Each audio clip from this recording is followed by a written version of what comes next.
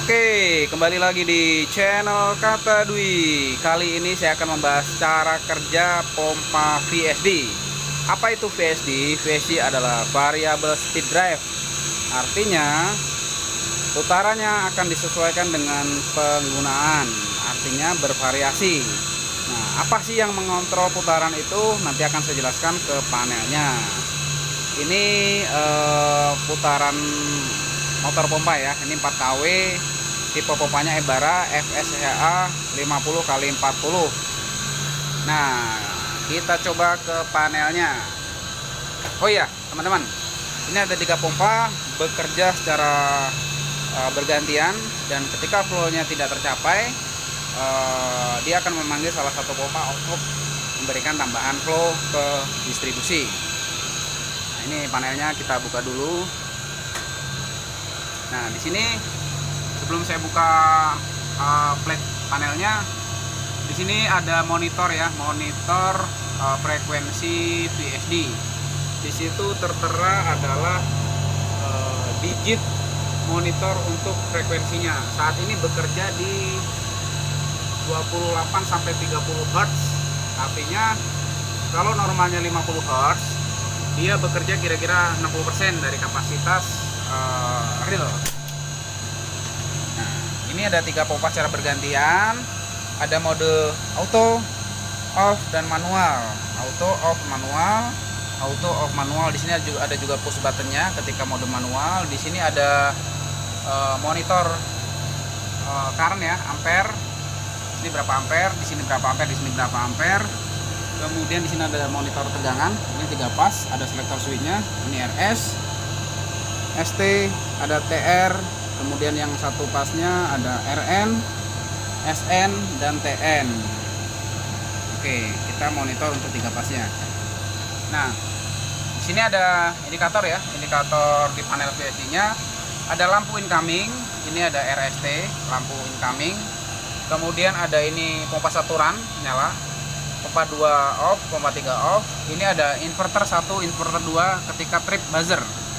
Kemudian ada high level, low level. Ini untuk mengontrol level air suction. Jadi ketika low level, maka secara sistem pompa ini akan protect, tidak akan running. Nah, kita buka. Di sini ada komponen apa saja. Nah, di sini ada power supply untuk mengontrol inverter, tegangan masuk, dan ada PLC. Kemudian di sini ada 2 inverter.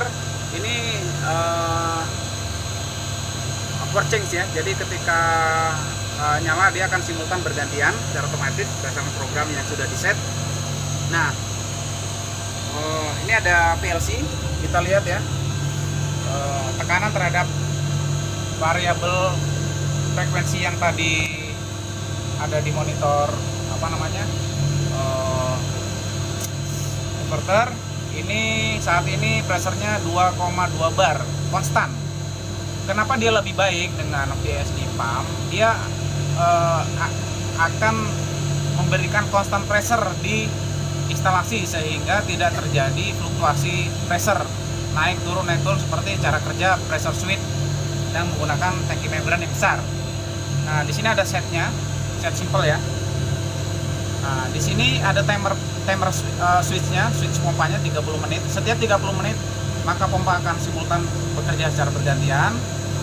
Nah, ini pressure satunya adalah 1,7.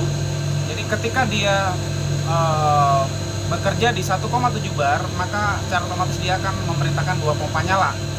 Nah, high-nya ini dia menjaga constant pressure. Constant pressure ini berada di 2,2 bar. Artinya dia akan menjaga constant pressure dan akan menyesuaikan putaran terhadap frekuensinya. Nah, very high ini 3 bar. 3 bar ini dia nanti akan protect. Protectnya adalah mematikan pompa sehingga pompa tidak akan bekerja, dan off. Misal terjadi error, maka pressure-nya akan naik terus, kemudian dia akan protect.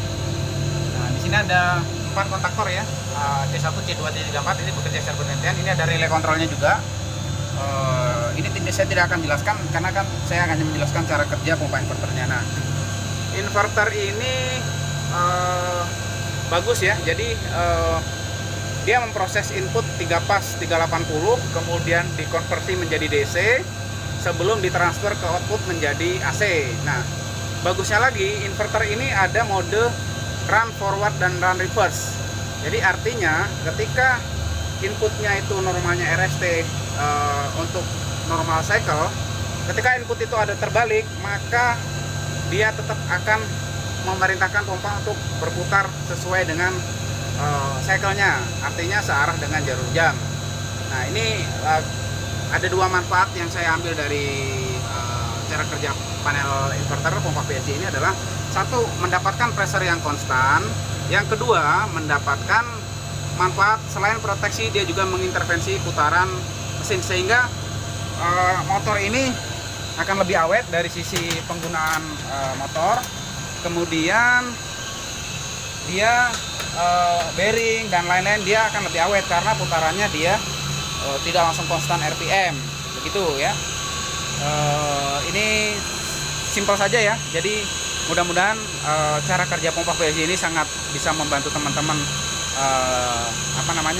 yang belum mengerti cara kerja pompa VSD, dan saya rekomendasikan buat teman-teman yang memang belum di propertinya atau di gedung atau di mall yang belum menggunakan pompa VSD agar di-upgrade menjadi pompa VSD. Satu, dia akan lebih efisien. Kira-kira efisiensinya bisa menekan budget. Maksudnya kalau energi yang terpakai harusnya 100% ketika dengan konvensional, ketika upgrade VSD maka energi yang digunakan bisa kisaran 60%, atau kalau misalnya pompanya terlalu speknya terlalu low, dia bisa 70%.